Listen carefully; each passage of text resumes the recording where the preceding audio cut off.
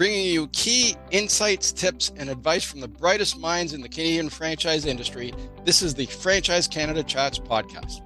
I'm Gary Prenovo, your host of the Franchise Canada Chats podcast, where we take you into the world of franchising. Season 7 of Franchise Canada Chats will feature interviews with franchisees, franchisors, and industry leaders sharing key insights and expert advice on navigating challenges on their path to success. Franchise Canada Chats is brought to you by FranNet, Canada's franchise matchmaking experts. At FranNet, we help you to build your optimum business model. Then we introduce you to well-suited franchise options. Then, most importantly, we coach you through all aspects of your research so that you can arrive at an informed and defensible yes or no decision. Hello, everyone in Canada Franchise Land. This is Gary Prenovo, president of FranNet of Southern Ontario and author of the just-released book, The Unstoppable Franchisee. Welcome to the next episode of Franchise Canada Chats. It's my pleasure today to welcome Candice Parent, who is a franchisee with MOLLY MAID. She opened her MOLLY MAID franchise in Windsor in January of 2022. Welcome, Candice. Thanks, Gary. I'm happy to be here. And it's a pleasure to have you here, Candice. Thank you for joining us today. Tell us a little bit about, you were in you retired from teaching and you found franchising. Tell us a little bit about that transition, please. Yeah, so I grew up here in Windsor and then have spent the last 16 years in the GTA. I started my teaching career in Windsor and I started my teaching career over when I moved into the GTA. I had a successful career as an elementary school teacher for the Halton District School Board. And then because of my partner's job, we were sent back to Windsor. And at that point, I assumed that I was going to continue with my teaching career. What I didn't know, though, is that when you transfer boards, you will be able to have a job interview, most likely get on the occasional teaching list, but you actually start over from the bottom. Oh, so after 20 years of teaching, I would have had to start over. And I did. I got on the occasional teacher list and, I did a couple of teaching supply days. And I was not finding the happiness that job brought me anymore, only because I had to start over and because I needed to be on probation and I wouldn't be able to get a full-time job right away. And all of these things working against me. And I thought to myself, I'm in the perfect position right now to make a career change. So I started thinking, what am I going to do? I started looking for jobs on Indeed, went there right away. And I'm like, really, how am I going to work for anybody? I'm just going to boss everybody around. So I knew somebody that actually owned the MOLLY MAID franchise in Windsor. And so I had always heard about how it was going. Next thing I knew, it was for sale. And I thought, this might be something I could do. Did a lot of research, started digging into everything that I could get online, started asking the current franchise owner in Windsor a lot of questions, asked her to connect me with corporate so I could dig in there and ask some questions and, talked about it with my family and I went for it. I just went for it. I love it. And we'll come back to that in a minute. A lot of our audience are prospective franchisees, Candice. So with the research that you did, some are looking for existing business, but a lot are looking for new franchise. What are the critical components of the research that you would tell them, look, you really want to pay attention to this? Yeah, I think you need to find out, because franchises are different in every city because of the demographics. I think you need to learn what those demographics are, what parts of the city you're servicing, what does growth look like? I think growth would be really important to see how the franchise was growing. But if the franchise wasn't growing, is the potential there? So looking at how the city is growing. So in Windsor, there's a lot of growth happening here. There's a lot of low-hanging fruit. So looking at all of this, I saw an opportunity to take a business that was doing okay, but to take that and grow it. I saw the potential here in Windsor, and I am not kidding when I tell you I have grown this business exponentially this past year. Well, that's exciting. When I'm guiding my clients with FranNet, I talk about how important it is to match their core skills with what the roles that it takes to run the business as well. Where are there skill gaps for that? Make sure the franchisor has systems and processes to bridge those gaps. So tell us about your transition from teaching into running a cleaning franchise. Yeah, it's an interesting question because when I decided to pursue the franchise and having all the interviews with different levels at corporate, that question was asked every time. Like, how can you come from teaching to do this? And I will tell you how. When you are a teacher, you are the CEO of those 30 little faces sitting in your classroom. And those little faces have different personalities. They have areas that they need to work on. They have strengths. I have to communicate with them. I have to organize. I have to plan. I have to work on time management. You're a problem solver. It's your job to be positive and motivate them so you could get to the end goal with those students. So all of those skills were so transferable here. That was a perfect match. I had all of that I could bring here. And instead of 30 little faces, I had about 6 adults at the time, maybe a little bit less, that I had to manage. So from that point of view, this job was a great fit. Where my challenge is I do not have quote unquote a business background. I've not done accounting. I've not done payroll. So that was a very big learning curve for me. And I learned it, but I wouldn't suggest that anyone should hire me as their accountant or bookkeeper. But I was able, with help from corporate, with help from their supporting videos, with help from other franchisees, I was able to get through and do it.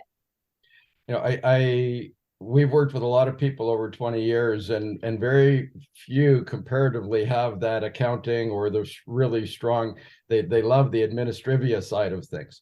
So at a certain point, their plan is to contract that out, either hire their bookkeeper or bring on an administrator. Is that in your vision board? Yes. So last year, because it was my first year, I did work with my accountant. He helped me throughout the year.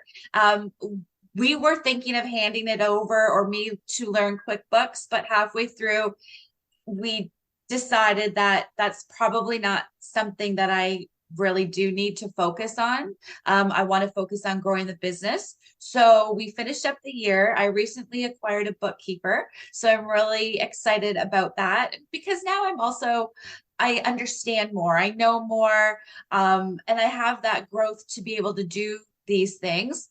And definitely my goal for this year, one of them is by the end of it to have somebody part-time to help me in the office. So it really comes down to best use of time, doesn't it? Where if you do something that you're not good at, it takes a lot longer. Oh, and yes. while you're doing that, you're not doing the things that are really productive. Right. And that was where I think the frustration would lie as I was spending time, working on payroll or accounting. And I also realized I shouldn't even be doing that during the day. Like I need to do that on my weekend or on a Sunday or in the evening. And have it as a completely separate job. Because during the day, I want to be answering those phones. I want to be out doing free in-home estimates. I want to meet my clients. I want to be there to support my employees as well. So to be tied up doing, it's another job. accounting. It's a whole other job. Okay. It just was taking too much time away from where I wanted to focus, which is obtaining clients. And that's, so let's go back to that. You said you've grown exponentially in the year. So let's talk for a little bit. Explain to us, please, what were the key components that you focused on to achieve the growth, and what has that journey looked like? So for me, I knew right away that I needed buy-in from my employees. So if they weren't buying what I was selling, then I'm not going to be able to grow. I needed to create a team who would support myself, the company, and each other. And I learned a lot about what would work and what wouldn't work. But from the start, the first day of my ownership, I had a staff meeting, and it was in my house because I did not have an office, and I had a small staff. There was only six cleaners that came, and I talked to them about my vision, what my goals were. I asked them what's working well right now, what's not working so well. So I call it like keep, change, toss. I used to do that in my classroom a lot with my students. It was a great activity. I always had their voice and best interests as I grew, and I communicated constantly with them. So for me, I knew that had to happen first. I cannot have clients or grow the business if I did not have a team that wanted to do that as well. Now I have a team of 12. Yeah, and I have loyal, committed, hardworking cleaners, and they are very involved with my visions and goals, and I value their voice. And together, I feel as a team, we're growing. Because that is happening, I am able to focus on clients and going into their homes and meeting with them and calling them on the phone and checking in, quality checks. Even if I know something monumental was happening, like, oh, your daughter got married on the weekend. How did that go? So I don't have to worry about that. So I could concentrate on the growth. And they reap the benefits of that, because when I could do that, that means more cleans for them, which means more money in their pockets too. I'm hearing a couple of really key elements. There's three that one is culture. Yeah, right from the very beginning, you were looking at the culture. In my book, I talk about servant leadership. One of the drivers is grow your people and your leadership skills. And the very best top performing franchisees all have their clients. The vision of their clients is second to their staff. Their staff are their most important repeat customers. So you're doing that. So one, the focus on the staff first. Two, the trust. I hear a very strong element, like for you to share your vision and goals with them, that's trust. For you to build those relationships with the customers and really care about them, Candice, that's trust. So I love that. And then the third part is communication, ongoing communication. These are all really, really important for top performance in franchising. So it doesn't surprise me that you've doubled the staff and probably even more on the size of the top line. Yeah, thank you. Thank you for that. Yes. And, you go back to those transferable skills. Well, that's what you did as a teacher in a classroom. Well, right? I've worked with a lot of teachers over the years, but that's possibly one of the best answers I've ever heard about all the transferable skills that they have. So it really, and I did junior achievement for one season. So I grade 7 and 8 students. So I had that relative eye-opening experience. Oh yeah, they're my favorite. The 7 8s. So with all the things that you did in the first year, what were the challenges? Did you face staff losses, or is there anything that other than the accounting that you had to learn, but were there any other big hurdles that you had to overcome? Yeah, I think for me it was life work balance. Mental health and well-being is very important. And I needed to make that very relevant in our franchise and make sure that we put in some of that work-life balance, because it's very easy to communicate now. We, like, after hours, we have a phone, and you would want to tell someone something right away. So we did put in a wellness policy. So we are ensuring we're not contacting each other outside of working hours or on weekends, unless, there are, exceptions to that. But we now are all understanding that. And I feel as a whole, we're working on that. And we realize it's very important to shut off. And in order to, for me, when I shut off, I feel that's where I get a lot of my ideas. And if I'm always immersed in it, I'm not thinking of those, oh, if I did this, then this. So by shutting off, I have been able to think differently, I guess, to tap into that creativity more. So that was a challenge. Another challenge definitely was finding the right fit employee for Molly Maid. That was, I learned a lot about what will work and what doesn't work, what a good fit would be like, because you are working in partners every day. So not only do you have to be a good fit for Molly Maid, I need to ensure that personalities will all fit together. Like, it's like building a team, right? Like a sports team. You're trying to bring on to your athletes that would fit into your organization. So same type of thing, looking at who will be able to fit, who fits that Molly Maid way of cleaning, who understands that clients are important, who understands how to work as a team, who's professional, right? I have high standards, and I know my cleaners have them too. And they care. So people, that caring has to be there, that they care about the clients they're going to clean. We have regular clients, and I wanted them also to build culture. So I talk about culture all the time, and we could circle back to that, but I'm talking about the challenges of employees. Then, if I did find employees, either they were great workers, but maybe not a fit personality wise, or I might find a fit personality wise, but wasn't meeting that Molly Maid standard. So I'm still learning that, but the team that I have are wonderful.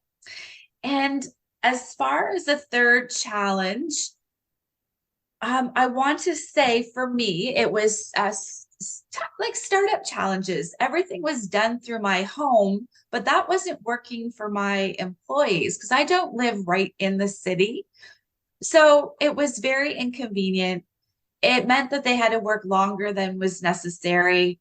And, there were people at my house on a weekend, and they shouldn't be, because they should have their own time. So it was about that needed to change. So I started looking for an office, which was a goal of mine. My goal was to have an office for the beginning of January 2023, but I realized quickly this was a challenge. And I got my office in October 2022. So that was a big game changer. So it's interesting. What I'm hearing, there's an element of boundaries in each of these. When you talk about the work-life balance, it's about setting boundaries for your staff. And I find a lot of owners, new franchisees, it's the boundaries for their family. They need time for themselves. They need time for their spouse. They need time for their family. And then comes the business. It should be in that order, but it takes time to get there. Mm-hmm. But you've gone further, and you talk about shutting off. So you help your staff look at that as well. And even getting the office location, it's kind of a boundary of, hey, you're respecting them. You don't come to my house, and you're also respecting the time. So that's really cool. On the staff, virtually every sector of the economy has got employment, the talent pool challenges. Have you found that when you were going through your search for new employees? Did you come up against that as well, or is that a little different for you? Explain that expression to me, please, Gary. Well, the shortage of available workers for new jobs. Okay, so that's called town pool. Okay, that's something new for me. Um, no, I would put an ad in Indeed, and Windsor showed up. Now I would get a lot of resumes, and I would have to sift through them. One thing that I do need um, is our drivers, right? We drive. I give the employees a car to take. So that was a challenge sometimes, but no, I would receive a lot of resumes. Yeah, that I've always had people to work. I've never had to not go to a clean or cancel a clean because of employees not available. Enjoying the episode so far? Franchise Canada also has bi-monthly newsletters full of franchise opportunities. With Franchise Canada e-news, new content gets sent directly to your inbox, and you can keep up to date on the newest episodes of the Franchise Canada Chats podcast that you're listening to right now. Plus, you get a free subscription to Franchise Canada magazine. Join the 19,000 fellow franchisees, industry leaders, and aspiring entrepreneurs by subscribing at franchisecanada.online. Now, back to the episode. So that might come back to culture. And we talked a little bit about culture before. Let's talk about how you motivate your employees to get them more loyal to you. And I think that does come back to culture, because when I look at my staff, I have a lot of referrals. Like, they have told their friends and family, oh, you have to come and work at Molly Maid Windsor. And so that has been great, because the word is out that you got to come and work for Molly Maid Windsor. And I do spend a lot of time cultivating culture, whether it's between me and the employees amongst themselves, myself to the client, and the employees to the client. It looks differently depending on who we're working with, but I do spend a lot of time with the employees. I am accessible to them.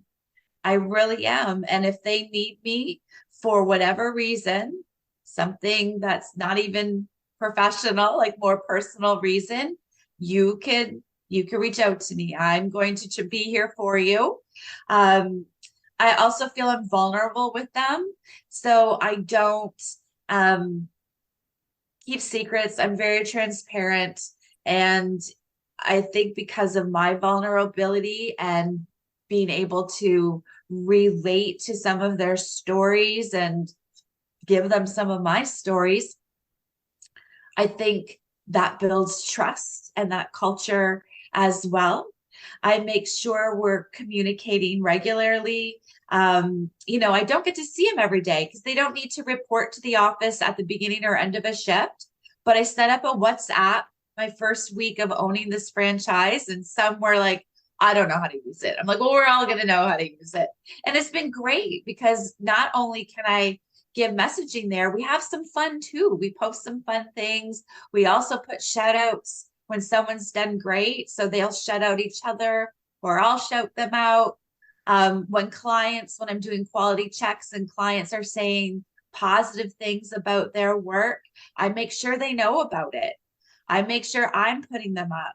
I make sure to celebrate them. If I have a win and make a milestone, we're all celebrating. They know I love it. I'm like, let's celebrate. I love to get them together. I treat them as little treats. Easter's coming up. They'll all have a little Easter basket. Valentine's Day, they'll get something. I put in incentives. I spend a lot of time with my employees. I value and appreciate them, and I want them to know I don't want them to leave me. I want them to stay. Well, I go back to what the theme that I heard from all the top franchisees in the book is the employee is the most valuable repeat customer. Mm-hmm. So, and as I listen, Candice, I get to talk with a lot of people, you're already doing a lot of the things that top performing franchisees do. So I'm going to be excited to watch you, and a lot of franchisees, whether in Molly Maid and through other systems, can learn a lot from you. This is very, very cool. Congratulations. Thanks. What advice would you give to prospective franchisees who are looking at this for the very first time and haven't even decided what kind of category they want to go into? Like, I want to be in business, but I'm not sure what's out there for me.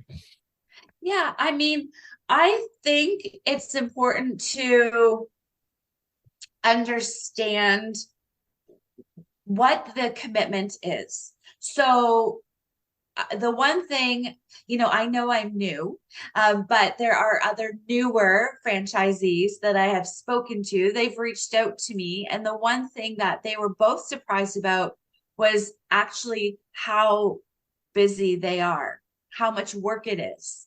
So I think you have to understand that whether you are buying a franchise that's been established or not, if you want it to grow, you do work a lot. I work a lot.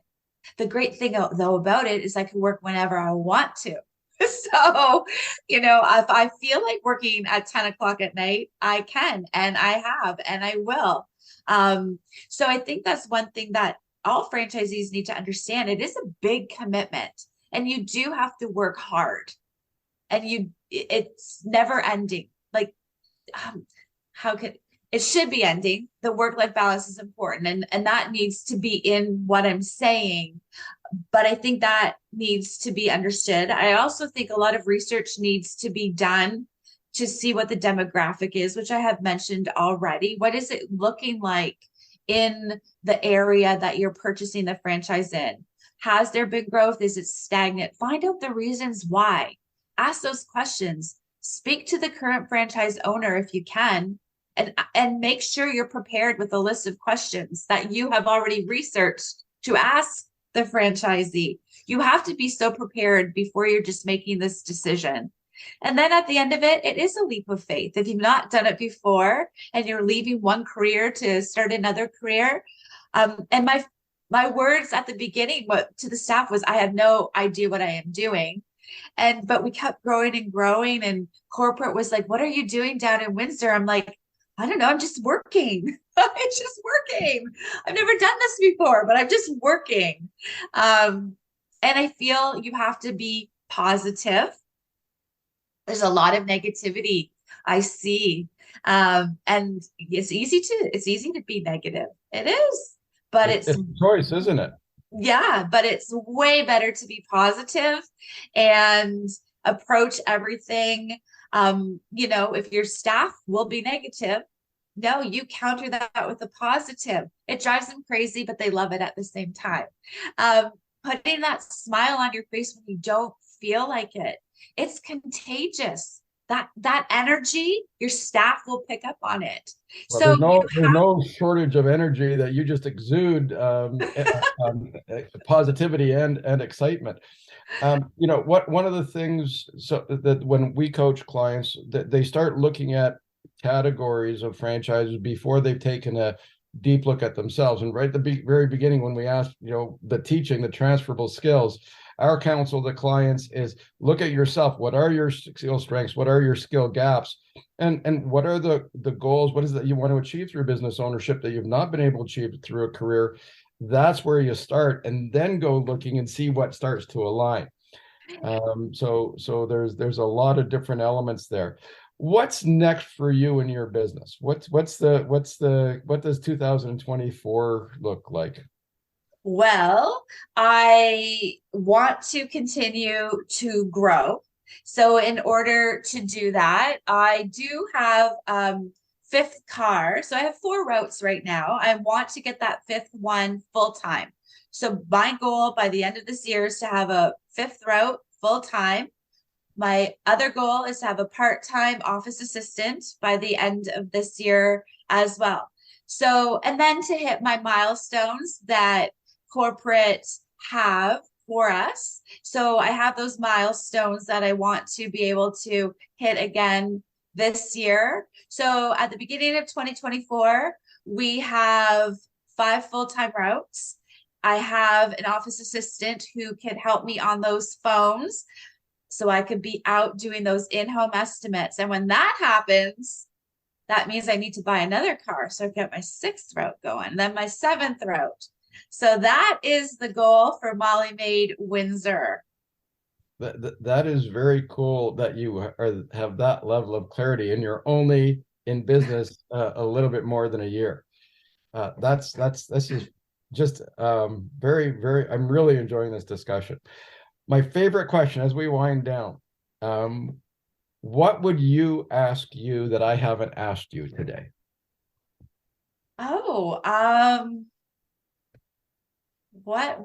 Okay. Now I have to think about that one. Okay, ask me the question again. I need to put it in there. Go ahead. What would you ask you that I haven't asked today? Oh boy. Maybe what I enjoy the most about this role, about being a franchise owner, because you have to enjoy it. You have to love it and want it. So I think that would be one question. So what's the answer? Okay. What I love about this job is that what I put into it, all that work, effort, energy, what I am putting into it is what I will get out of it. And no other job is like that. As a teacher, I could put into it like this, like this, like this, but I can only get so much out of it because that's my salary, right?